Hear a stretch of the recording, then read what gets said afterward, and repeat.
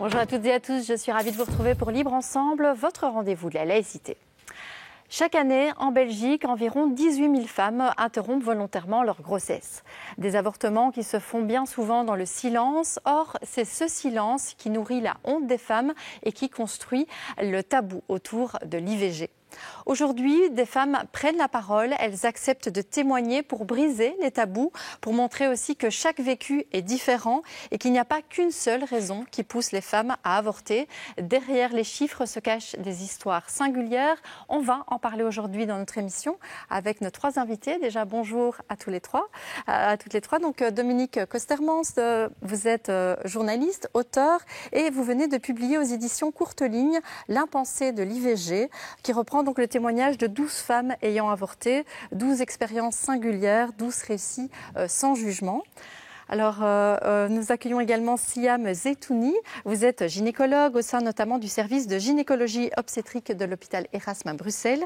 Et vous êtes la référente pour la formation à l'IVG des assistants en gynécologie et en médecine générale qui souhaitent se former donc à la pratique de l'IVG. Vous travaillez également en planning et vous allez nous parler vraiment de votre expérience et de votre témoignage de médecin. Et alors, enfin, Sylvie Losberg, directrice du service études et stratégies du Centre d'action laïque. Lequel qui vient de publier 2 brochures et notamment une en tant que membre de la plateforme Abortion Rights. Il y a une brochure qui vient de sortir, qui vient d'être publiée, qui s'appelle 12 semaines et après, qui reprend donc des témoignages de femmes ayant avorté au-delà du délai légal en Belgique. Parce que donc il faut savoir que chaque année, un peu moins de 500 femmes belges vont avorter aux Pays-Bas où le délai légal est fixé à 22 semaines. Alors, docteur Zetouni, je me tourne d'abord vers vous pour cadrer un peu la discussion. Je le disais en introduction, 18 000 femmes interrompent volontairement une grossesse chaque année en Belgique. C'est un chiffre qui reste stable et on dit même que le taux en Belgique, le taux d'avortement est un des plus bas au monde.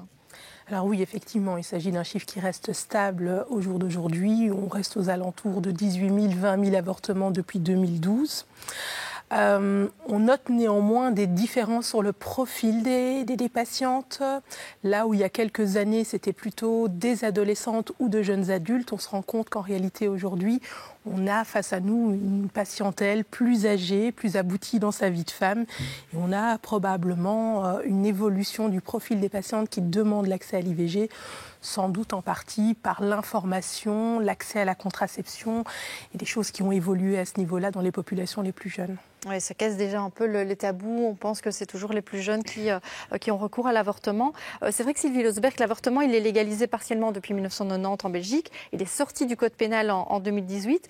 Et pourtant, ça reste vraiment un tabou. En quoi le fait d'aujourd'hui donner la parole aux femmes peut faire avancer et peut briser ce tabou ?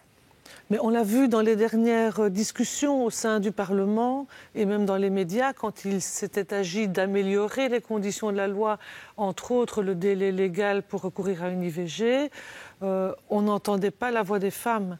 Et c'est une constante en fait. On n'entend pas la voix des femmes qui ont eu recours dans le délai légal. Il y a déjà un tabou sur cette expérience. A fortiori, pour celles qui ont demandé une IVG hors du délai, il faut savoir qu'en Belgique, il y a des peines d'amende et de prison si on ne respecte pas toutes les conditions de la loi. C'est sorti du code pénal, mais il y a toujours des peines pénales. Oui, c'est ça. Donc c'est une sortie formelle du code pénal, mais les sanctions pénales demeurent. Et donc ça crée un climat dans lequel finalement on a peut-être des a priori, des idées préconçues sur la réalité de l'IVG. Et c'est la raison pour laquelle c'est très important d'écouter les femmes. Parce que jusqu'à présent, il y a beaucoup de gens qui s'expriment sur l'IVG, mais pas les premières concernées. C'est la raison pour laquelle on a souhaité faire cet appel à témoignage, qui est particulièrement précieux parce que nous avons 30 femmes qui ont témoigné de ce vécu d'une demande d'IVG hors délai légal en Belgique. Et donc ça demande beaucoup de courage de s'exprimer alors qu'on est au fond dans cette situation d'illégalité. Mais c'est vrai que donc, dans cette brochure, donc 12 semaines et après, il y a toute une série de témoignages. On va d'ailleurs en voir sur les écrans pendant qu'on parle. Il y aura des extraits de ce témoignage. Et alors je propose du coup de donner la parole à une de ces femmes avant de vous donner aussi la parole, Dominique Costermans. Mais je pense que écouter le témoignage d'une de ces femmes qui a avorté. Ça me paraît important. Alors, on va écouter Adèle, on l'appellera comme ça parce qu'elle a souhaité rester anonyme. Adèle donc avait 24 ans quand elle a découvert sa grossesse. Elle prenait alors la pilule et suite à des douleurs pendant ses règles, sa gynécologue a souhaité, elle suspectait de l'endométriose et donc elle a souhaité que Adèle passe une IRM.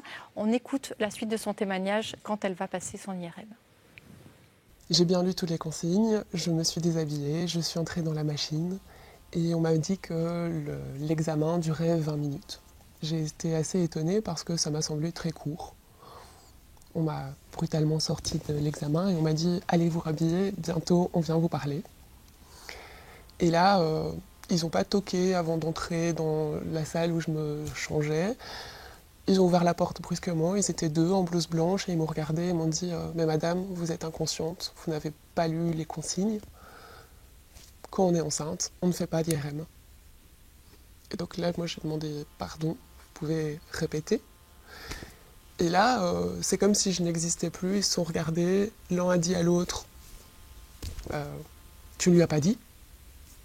Et puis il n'a pas attendu sa réponse et il m'a dit « Vous êtes enceinte, madame. Consultez votre gynécologue. » Et là, moi, toute paniquée, je dis ben non, c'est pas possible, je ne savais pas, et je suis pas du tout au courant. Enfin, la taille à l'image, elle est grande. Ah oui, on voit déjà le cerveau. Et puis ils sont partis là-dessus. Et donc, j'avais juste une information qui me venait de 2 personnes dont je ne connaissais pas ni le nom ni la fonction et qui m'ont juste sermonné comme si j'étais une enfant. Et puis, dans l'affolement, en sortant de cet examen, j'ai rappelé la gynécologue qui m'a demandé de faire cet examen et j'ai demandé un rendez-vous en urgence. Donc elle m'a allongée, elle a fait une échographie et m'a dit « Effectivement, vous êtes bien enceinte ». Et j'ai demandé de combien de semaines. Et là, elle m'a dit « Attendez, il faut que je calcule ». Donc elle a sorti une latte, elle a mesuré, et puis elle m'a dit « 14 semaines ». Et c'est au-delà du délai légal. Et je ne voulais pas être enceinte, je n'avais pas choisi, et je n'avais pas le choix. Je suis sortie de là sans aucun papier, sans attestation du fait que j'avais été informée de mon état, ce qui est nécessaire pour les démarches suivantes. Sans numéro, sans aide, sans appui psychologique, sans information sur l'état du fœtus. Je ne sais pas si à ce stade-là, on parle encore de fœtus ou pas. Et j'étais perdue. C'est pas une question d'être démunie ou quoi que ce soit. Dans mon cas, c'est juste que je n'ai rien vu, rien n'était apparent. J'ai pas eu de symptômes particuliers et j'ai pas pris de poids. J'en ai même perdu. Pour moi, il n'y avait aucun moyen de deviner que j'étais enceinte. Mais je me suis retrouvée enceinte de 17 semaines. Sans autre moyen d'action ou sans autre connaissance, pouvoir que celui d'avorter. Et donc il est urgent de penser rationnellement à la question et de savoir que derrière des chiffres et derrière des dates, il y a en fait de vraies personnes et de vraies questions et de vrais problèmes. Alors avant de vous faire réagir, je précise que donc Adèle a finalement avorté dans une clinique aux Pays-Bas. Alors pour elle, il était inenvisageable de poursuivre sa grossesse parce qu'elle n'était pas dans une relation stable, elle vivait en colocation, elle débutait sa carrière et surtout elle craignait pour l'état du fœtus parce qu'elle avait notamment consommé de l'alcool et du tabac alors qu'elle ignorait qu'elle était enceinte. Alors peut-être une première réaction, Sylvie Losberg, par rapport à ce témoignage. Qu'est-ce qui vous a marqué ? Il y a déjà des constantes. Le fait qu'il y a une mauvaise information, qu'il n'y a pas d'accompagnement et que finalement c'est à la fille de se débrouiller. Et que tout le poids du diagnostic, de la procédure repose sur une femme qui, 5 minutes avant, n'avait aucune idée de ce qui allait lui arriver. Et ça ne va pas. On doit avoir quand même dans l'offre de soins, la première préoccupation, c'est la patiente, qu'elle vienne pour une IRM ou autre chose. Et on entend bien que par rapport à la grossesse, finalement, c'est une assignation. Vous êtes une femme, vous auriez dû savoir, vous auriez dû gérer, alors qu'il faut quand même le savoir, en Belgique, il n'y a aucune information officielle sur l'avortement. On n'a aucune campagne de sensibilisation, il n'y a pas de document officiel qui circule, personne ne dit urbi et orbi que c'est 12 semaines, mais que ça veut dire qu'il faut demander à 11 semaines. Tout ça, les femmes le découvrent au moment où cette grossesse non désirée leur apparaît, et donc il y a vraiment des lacunes. Docteur Zeytouni, est-ce qu'il y a quelque chose qui vous a marqué, vous, en tant que médecin, par rapport à ce témoignage? Eh bien, tristement non. Malheureusement, ce sont des discours qu'on entend tous les jours dans la pratique de l'IVG. Il y a un véritable problème en Belgique de l'accessibilité, ne serait-ce qu'à l'info. Un site internet élaboré belge dans lequel on trouve les informations propres au fonctionnement de nos laïcs, de nos centres de planning familiaux ici en Belgique, il n'y a pas. Une liste de numéros de téléphone, une ligne d'urgence des hôpitaux qui sont prêts avec des médecins gynécologues à répondre aux questions dans l'imminence de ce type d'annonce, il n'y a pas. Et donc je pense que la première chose à faire, effectivement, c'est ça. C'est offrir l'info, c'est qu'on puisse se dire, tiens, qu'est-ce que je peux faire maintenant, et que l'info soit facile d'accès. Et ça, c'est vrai que c'est un problème ici actuellement.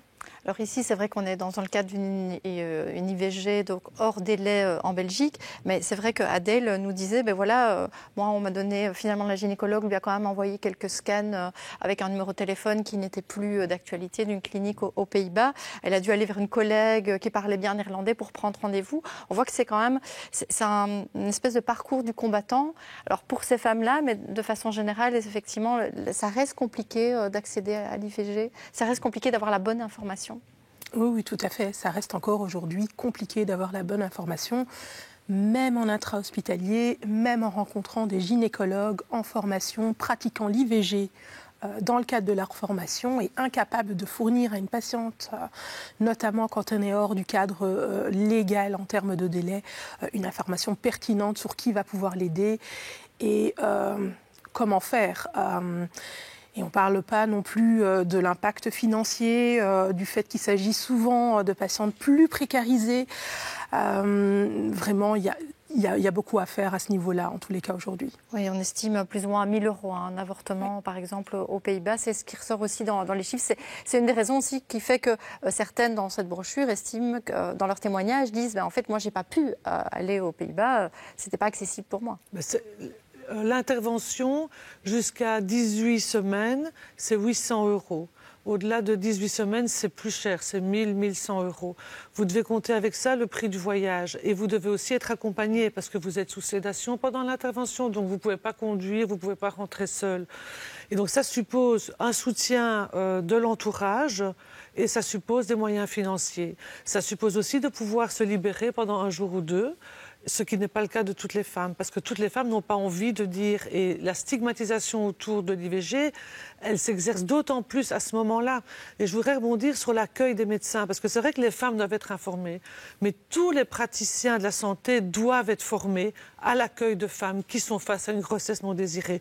Ce n'est pas une faute, c'est un événement de la vie. Et en tant que médecin, quel que soit le niveau, de l'infirmier à l'anesthésiste, en passant par le personnel accueillant, il faut des formations dans les professionnels de soins de santé, et ce n'est absolument pas le cas maintenant, parce que Mme Zeytouni pourra nous le dire, il n'y a même pas de formation dans les cursus de médecine à l'avortement. Pas de formation obligatoire. C'est sur base volontaire. Vous voyez où on en est quand même. Alors, Dominique Kostermans, vous, dans votre livre, donc, vous reprenez 12 vécus de femmes, et parmi ces femmes, il y en a effectivement qui étaient aussi d'ailleurs hors délai. Alors déjà, comment vous avez procédé pour recueillir ces témoignages? Est-ce que c'était facile?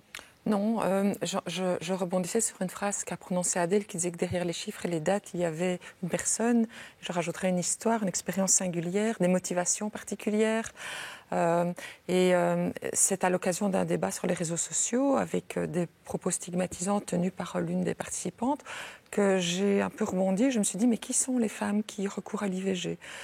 je n'en connais pas, je ne les connais pas. Quelles sont leurs motivations? Avec l'idée aussi, l'idée a priori que ce sont des adolescentes qui ont oublié de prendre leur pilule ou qui sont mal informées. Alors qu'on sait par exemple que plus de la moitié des femmes qui avortent, elles ont un moyen de contraception. Elles prenaient un moyen de contraception elles-mêmes ou leur partenaire. 58% en Belgique, enfin, j'ai encore lu ça aujourd'hui. Donc c'est la plupart du temps un défaut de contraception fiable.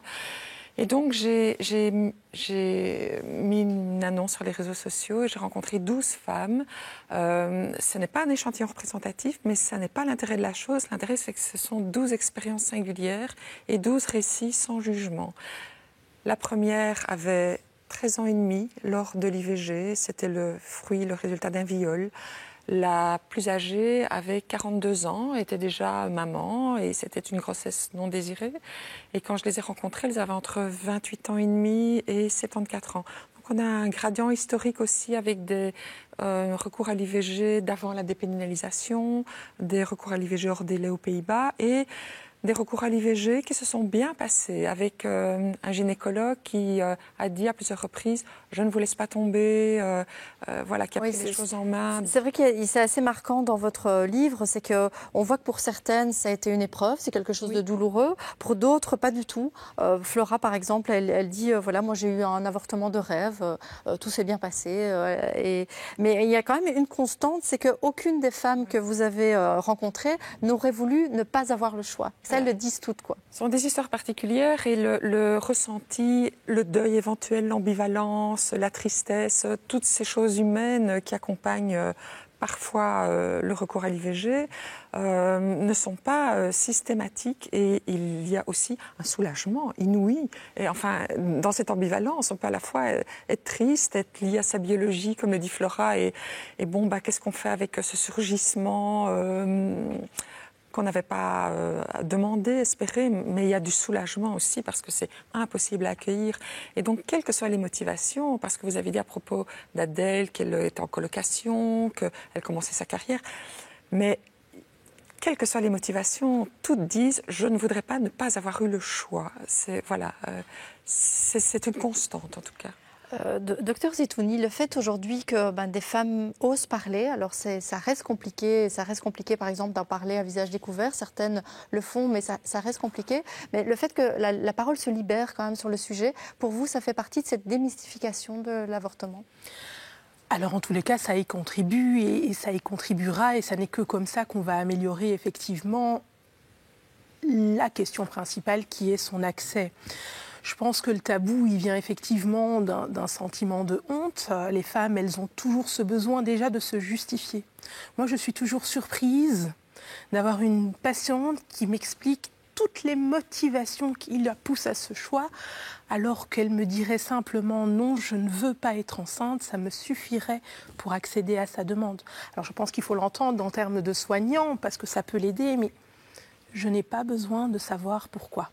Et ce besoin qu'elles ont d'exprimer, oui, mais vous savez, presque pour justifier quelque chose qui est d'une évidence pure, c'est votre droit de ne pas avoir envie d'être enceinte.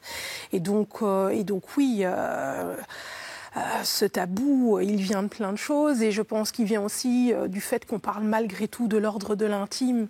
Quand on regarde dans l'histoire d'une femme, l'histoire des grossesses, les choses qui sont assumées complètement, c'est l'accouchement, c'est l'événement heureux. Mais les patientes n'annoncent pas leur grossesse trop tôt parce que s'il y a un événement indésirable, ça reste presque honteux. La grossesse est interrompue, c'est presque comme si c'était ma faute que malheureusement je fais une fausse couche. Et je pense qu'au-delà du tabou, on touche à quelque chose d'intime. Et il y a encore d'autres choses à creuser pour pouvoir permettre à tout le monde d'exprimer les choses sereinement sans avoir le sentiment d'être jugé par l'interlocuteur auquel il s'adresse. Et est-ce que, même au niveau des médecins, il y a une étude, un mémoire qui est sorti récemment de Sandrine Guillaume sur l'engagement féministe des médecins pratiquant l'avortement. Et elle, dans son mémoire, elle explique que ça reste quand même tabou pour certains médecins et que beaucoup de médecins qui pratiquent l'avortement voient d'autres collègues leur dire Oui, c'est très bien que tu le fasses. Moi, je ne pourrais pas, mais c'est vrai, c'est vraiment très bien que tu le fasses. Est-ce que c'est le genre de remarques que vous pouvez recevoir? Oui, alors oui, c'est très bien qu'il y ait des gens qui le fassent. C'est pas très attractif, ou on n'en parle pas trop. Et oui, ça doit se faire pour ces gens-là, qui ne sont pas moi. Ça, on le voit souvent aussi. Après, ce que je vois aussi, c'est des collègues qui sont dans le milieu, qui travaillent entourés de médecins, entourés de sages-femmes, entourés de soignants, qui sont en contact avec des gens qui peuvent les aider. Et même pour elles, c'est compliqué de venir dire « je suis enceinte et je ne veux pas ». Et donc, je pense que oui, on n'y est pas encore. Il y a les enjeux derrière... ce qu'on ose dire ne se limite pas juste à un tabou. Et alors, je rebondis sur ce que vous disiez tout à l'heure par rapport à la sanction. Comment imaginer qu'il s'agisse d'un acte médical banal quand on parle de l'IVG, alors qu'on a une épée Damoclès? Oui, enfin, c'est un acte médical global qu'on accepte de faire, mais dans ce cadre-là, qui n'est peut-être pas un cadre qui répond à la demande des patients en détresse que j'ai devant moi, mais c'est banal que si tu le fais bien dans les clous, sinon quand même on va tomber dessus. Et donc, comment voulez-vous qu'il y ait quelque chose de naturel à ça lorsque, tous les jours, si on n'est pas tout à fait dans les clous, on risque quelque chose? Alors que, j'allais dire, on le voit, et notamment dans cette brochure, donc 12 semaines et après, dans ces témoignages de femmes, on le voit que certaines qui ne sont pas tout à fait dans les clous, parce qu'il y a plein de raisons différentes. On a déjà dit, les vécus sont vraiment tous différents, et on voit qu'il y a des situations de violence, il y a vraiment des cas où on se dit, voilà, ce qu'on a fait subir à ces femmes, c'est presque de la torture. Le mot est fort, mais ce n'est pas une impression que vous avez, Sylvie Losberg? Ce n'est pas seulement une impression. L'ONU et l'OMS reconnaissent qu'une grossesse forcée, c'est une forme de torture à l'égard des femmes. Parce qu'une grossesse, ce n'est pas seulement la grossesse. C'est la grossesse, l'accouchement, l'accueil de l'enfant, élever l'enfant. Donc c'est vraiment un impact sur l'ensemble de la vie des femmes. Alors c'est vrai qu'il y a des raisons ou des justifications que les femmes amènent par rapport à leurs conditions de vie, la vie professionnelle, etc. Mais il y a aussi beaucoup de facteurs exogènes, et notamment le comportement du partenaire. Parce que c'est quelque chose qui est très peu dit, alors que c'est objectivé. Lorsqu'il y a une grossesse, il y a soit un surgissement, soit une aggravation des violences envers les femmes. C'est un fléau, tout le monde le reconnaît, que les femmes sont violentées. Mais c'est encore plus grave dans le cas des grossesses, et c'est plus fréquent, et ça va plus fort. Et donc, forcément, dans un couple, on peut avoir un désir d'enfant, parce qu'on se dit ça va améliorer la situation. Et puis, en fait, après 2 mois, 3 mois, la fille se rend compte que ça va être invivable et ingérable. Et donc, elle demande une interruption de grossesse, et donc elle est quasiment à la limite ou bien au-delà.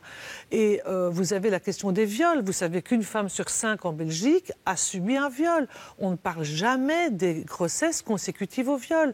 Et dans les rapports de la commission d'évaluation que j'ai l'honneur de présider, on a très peu de femmes qui disent qu'elles ont été violées. Il y a un tabou sur le viol et il y a un double tabou alors sur la grossesse qui vient après le viol. Donc vous voyez que tous les points aveugles de cette question de la prise en charge de l'IVG par rapport au vécu des femmes, on n'y est pas encore. On a été dans une vision très politique, très morale. Depuis 2018, la loi a changé de perspective. Maintenant, il faut mettre ça en œuvre. Et donc, c'est ce qui doit se passer au Parlement, puisque vous savez que le gouvernement a demandé aux universités des rapports d'experts sur la pratique de l'IVG pour tenter d'améliorer les choses. Donc, on est vraiment maintenant à un moment charnière avant les élections de 2024. Et c'est vraiment la raison pour laquelle il faut maintenant que les femmes soient entendues. On peut entendre les experts, on peut entendre les médecins, on peut entendre les professionnels de l'accueil, on peut même entendre les idéologues en tout genre qui ne se privent pas de parler. Mais les femmes, c'est maintenant qu'il faut les entendre. Ouais.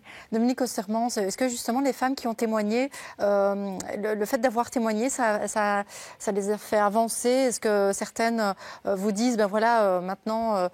J'ai envie de militer pour le droit à l'avortement, j'ai envie de faire quelque chose de ce témoignage. Les 12 entretiens se sont passés dans des circonstances très touchantes, avec des larmes très souvent, même 30 ans après. C'était quand même bouleversant pour moi et pour elle. Et donc dans une confidentialité totale avec un anonymat garanti, on a chaque fois passé un contrat de confidentialité, mais le chemin faisant, puisque j'ai publié ces témoignages un par un sur mon blog l'année dernière, elles se lisaient les unes les autres et j'ai envie de dire, elles sortaient du bois en s'adressant les unes aux autres par mon intermédiaire dans une espèce de compagnonnage, de sororité Maintenant, plusieurs d'entre elles sont prêtes à témoigner à visage découvert, ce qui n'était pas dans notre contrat de départ, mais sont prêtes à ce que leurs propos soient aussi utilisés dans le cadre d'émissions, d'un podcast, etc. Et donc je sens qu'il y a le sentiment de ne pas être seule qui leur permet de sortir de la honte et de se dire ce que j'ai fait, je devais le faire, je n'avais pas le choix, mais je ne suis pas la seule. Et donc, j'ai eu le choix, justement. Et j'ai eu le choix et je suis contente d'avoir fait ce choix. En tout cas, c'était une nécessité. C'est ça que je veux dire. À ce moment-là, c'était une nécessité de recourir à l'IVG parce qu'il n'y avait pas de possibilité de faire autrement. C'est ça que je voulais dire. Et je voulais dire aussi qu'il est nécessaire d'entendre ces récits. C'est important pour ces femmes. Ça donne du sens à leur expérience. Mais outre les politiques, les chercheurs, les journalistes, etc., je pense que ça doit être audible par monsieur, madame, tout le monde, justement, qui a encore trop souvent des a priori, parce qu'ils ne savent pas. Il y a un impensé, il y a un indicible. Et donc, les gens, c'est pour ça que moi, j'ai posé ces questions, les gens ne savent pas et n'imaginent pas la réalité humaine qu'il y a derrière chaque cas. Siam Zeitouni, on disait que vous étiez donc responsable ou référente de la formation IVG pour les jeunes médecins. Est-ce que vous arrivez à... Alors, attirer, c'est pas le bon terme, mais est-ce que les jeunes médecins, c'est un sujet qui les préoccupe? Est-ce qu'ils ont envie de se former à cette pratique de l'IVG? Est-ce que ce sont des hommes, des femmes militants, ou pas d'ailleurs, hein, mais qui se disent, voilà, on veut faire cet acte? Alors, oui, est-ce que ce sont ou pas des militants? Non, mais en règle générale, on est face à de jeunes médecins qui veulent faire une bonne pratique de leur métier et pratiquer une médecine de qualité. Et pour ça, du coup, on n'a pas besoin d'être militant. On n'a pas besoin d'être militant pour pratiquer l'IVG. Ça fait partie du métier de médecin gynécologue ou médecin généraliste ou quelques médecins qui décideraient de se pencher un petit peu sur cette question. Et au même titre que moi, je suis limitée dans mes connaissances en psychiatrie, je vais référer directement à telle personne parce que je connais son tropisme. Tout le monde devrait pouvoir orienter parce que c'est de la bonne pratique médicale. Et point. Et je pense que le militantisme derrière est encore aujourd'hui nécessaire parce qu'on ne forme pas assez de médecins, parce qu'il y a une vraie pénurie actuellement de médecins pratiquant l'IVG en Belgique. Et c'est ça qui anime toujours le caractère militant, vivement le jour où effectivement ce ne sera plus nécessaire et que tout le monde peut... Et ça deviendra une vraie pratique médicale courante de tous les jours, comme les autres stérilets. Autre. Et où effectivement les médecins auront la bonne information pour donner aussi la bonne information, comme on l'a vu ici dans le témoignage d'Adèle où elle n'a clairement pas eu la bonne information. Alors on arrive à la fin de l'émission, mais donc je rappelle les différents ouvrages, donc Dominique Ostermans, L'impensé de l'IVG, donc paru aux éditions Courte Ligne, et alors les deux brochures du Centre d'action laïque, d'Abortion Right, 12 semaines et après, donc qui est sorti après cette enquête Abortion Right, sur des témoignages de femmes qui ont avorté au-delà du délai légal en Belgique. Une brochure aussi sur l'état des lieux de l'avortement en Europe. On n'en a pas parlé, mais on sait que les atteintes en Europe et aux États-Unis, d'ailleurs aussi, il y a des vraies atteintes au droit à l'avortement. Tout ça, vous pouvez les trouver sur le site internet du Centre d'action laïque. Merci beaucoup à toutes les trois pour votre témoignage. Merci à vous de nous avoir suivis et à très bientôt pour un nouveau rendez-vous de la laïcité.